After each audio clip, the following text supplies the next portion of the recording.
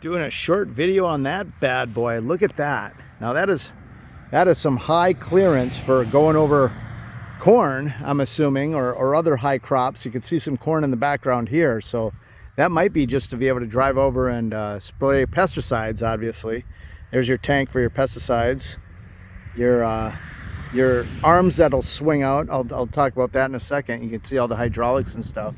But I just did a video on this place. It's really cool.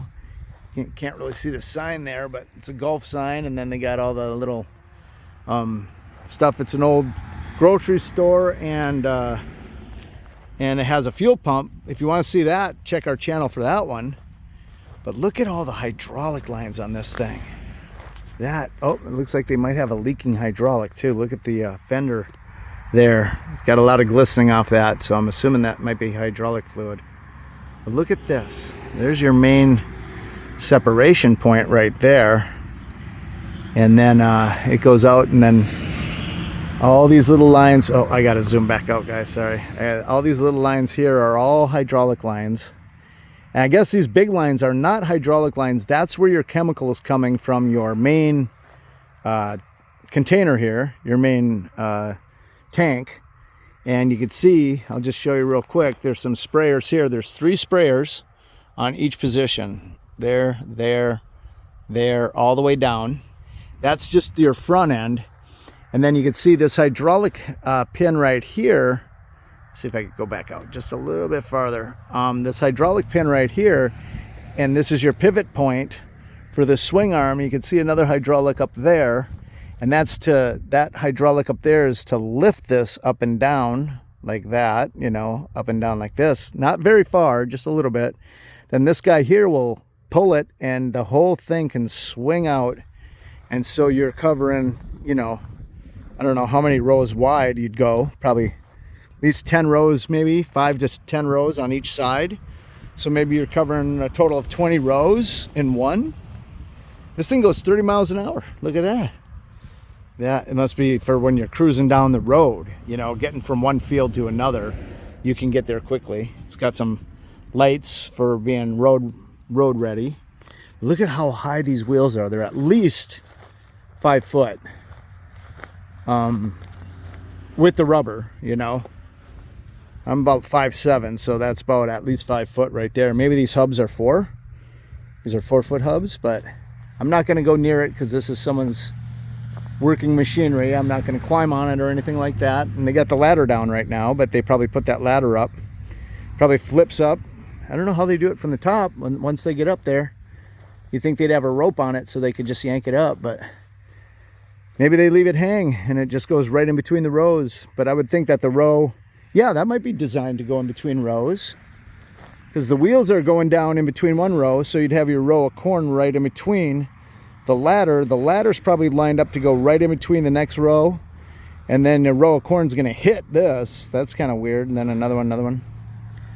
But as you can see, there's a little bit of corn back here. So this isn't the field they're actually probably doing it in. They're probably just storing it here.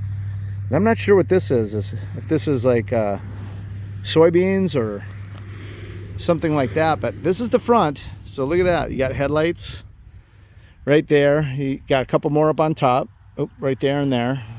Looking from my naked eye rather than the thing. Then this guy here. So what happens is, I guess that piston in the back lifts this up. Like this guy here goes up because it's got to get out of its cradle.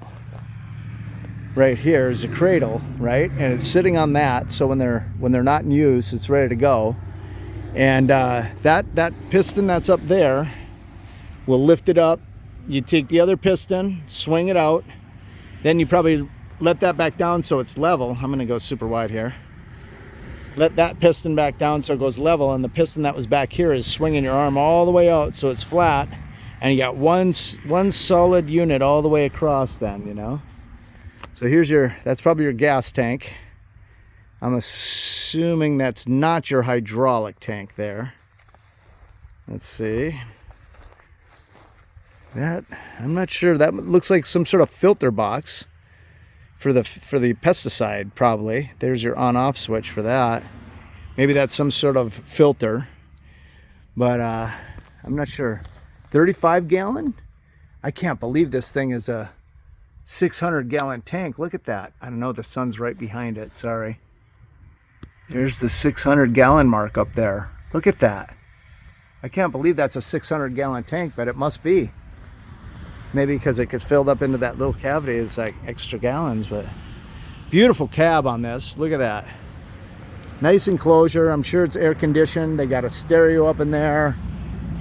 Although the guy probably wears iPod buds or something like that. Nowadays everybody just puts their earbuds in. I don't like that. Personally, I don't like having earbuds in.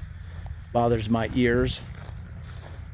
I like over-the-ear headphones. I've got a couple pairs of those for the music scene. The old Sony's $100 headphones, but they're over-the-ear. They're really comfortable. And I think the music sounds better in those. I think it's more of a solid bass and stuff like that, rather than the earbuds. You know, you don't really have the speaker in your ear. You have like just a tiny little speaker. But anyways, this is interesting. I wonder what this little spring action is there with the chain. Maybe it's to be able to pull, and it flips this whole piece out. Because look at this piece. No, that piston is what is going to do that. So this piston will take this whole piece right here and flip it down so it's even longer than this by another, what, 8 feet or so. And then there's another piston up there, and then this chain spring drive that's to let it suck back in, I guess. Interesting. Look at that. There's kind of a cradle for that too. If you look, there's a little thing right there that it pushes up against. Maybe that's what that spring and chain are for, is to push up against that to make sure it doesn't bounce out like that while you're going, even though there's a piston, a lock point there that's not going to let it go too far. But that flips up, flips over, and ends up being the point coming this way. Interesting. This must be that might be your hydraulic fluid over here then. One of those, that tank over there, it might have 2 gas tanks, or just one solid tank with 2 sides. But that is I've seen these going down the road. I've never seen them in a field being used though. Love to see that. I've seen it on TV, but you know, on like a movie or something, they'll show this going through a farm field or something like that. But there you go, guys. Hope you appreciate that and dig that video. If you like our videos, please hit that like and subscribe. For more videos like this, we have other tractor videos, and I actually stopped in front of the John Deere factory once on our way home, and I got one of the biggest machines I've ever seen. That's on our channel. I kind of climbed up on that one, but if you want to check out more videos, go ahead and push that button right there. That'll send you to another farm implement video. This one right here will send you to our channel. Check out our channel. We got over 1,400 videos, all kinds of subject matter, animals and farms and travel and parks and all kinds of fun stuff. So thanks for watching. We'll see you on the next one.